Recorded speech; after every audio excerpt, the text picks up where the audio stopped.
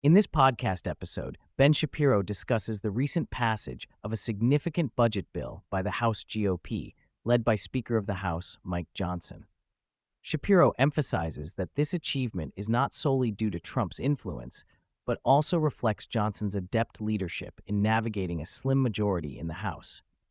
The budget bill, which enshrines the Trump tax cuts from 2017, allocates additional funding for defense and border security, while promising to explore cuts to offset the revenue loss from these tax cuts.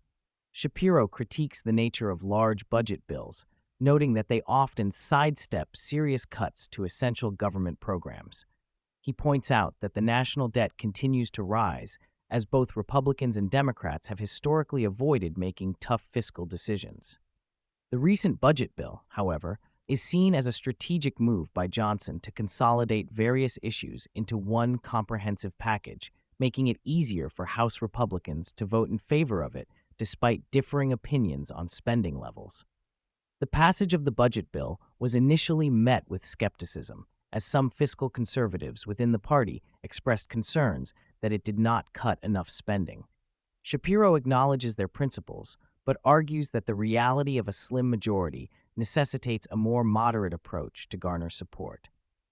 Ultimately, the bill passed with overwhelming Republican support, showcasing Johnson's ability to unite the party despite internal divisions. A significant point of contention surrounding the budget bill is the alleged $880 billion cut to Medicaid.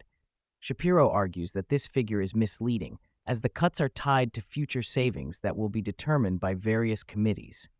He contends that the Democrats are using this narrative to paint Republicans as heartless, claiming that cuts to Medicaid will harm vulnerable populations.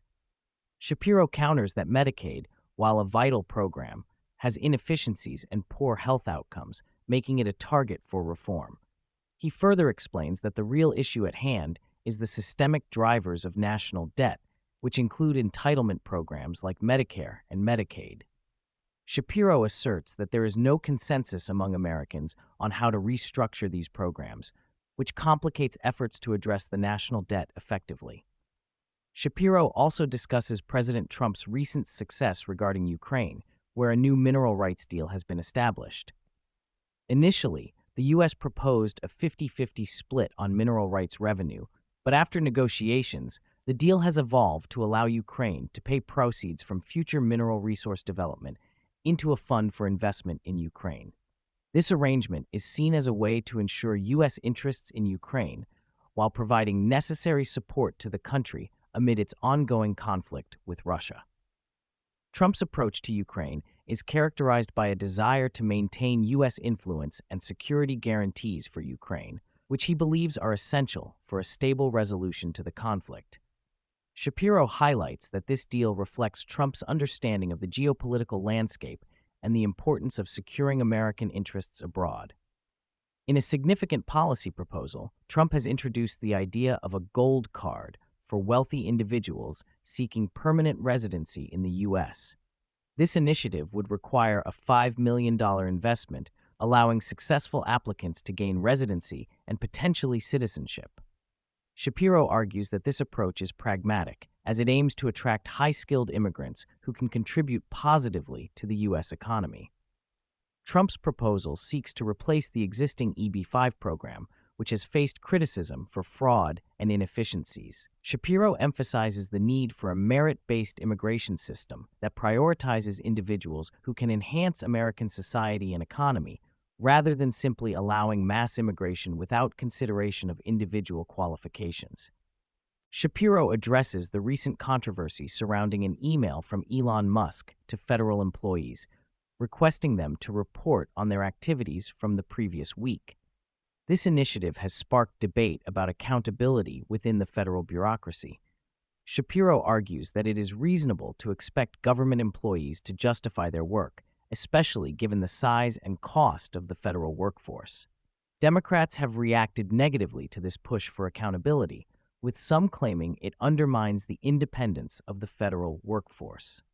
Shapiro counters that the goal is to ensure that taxpayer dollars are being spent effectively and that government employees are held to the same standards as those in the private sector. The podcast also covers the judicial challenges faced by Trump's administration, particularly from judges appointed by Biden. Shapiro notes that several judges have issued nationwide injunctions against Trump's policies, raising concerns about the balance of power between the executive and judicial branches. He argues that these judicial actions reflect a partisan bias, as they often seek to block Trump's initiatives based on policy disagreements rather than constitutional grounds. Shapiro expresses concern over the implications of allowing local judges to halt federal actions on a nationwide scale, suggesting that it undermines the rule of law and the authority of the executive branch. Finally, Shapiro discusses the media's declining credibility, particularly in light of their handling of Biden's cognitive decline. He criticizes the legacy media for their complicity in downplaying Biden's issues and argues that their failure to report honestly has led to a loss of public trust. In response to this, the Trump administration has announced plans to handpick which media outlets are allowed in the presidential press pool, a move that has drawn criticism from traditional media outlets. Shapiro defends this decision as a necessary step to ensure that diverse voices are represented in the press pool, rather than allowing a small group of legacy media outlets to dominate coverage. He argues that the media's past failures have led to a justified skepticism of their role in reporting on the administration.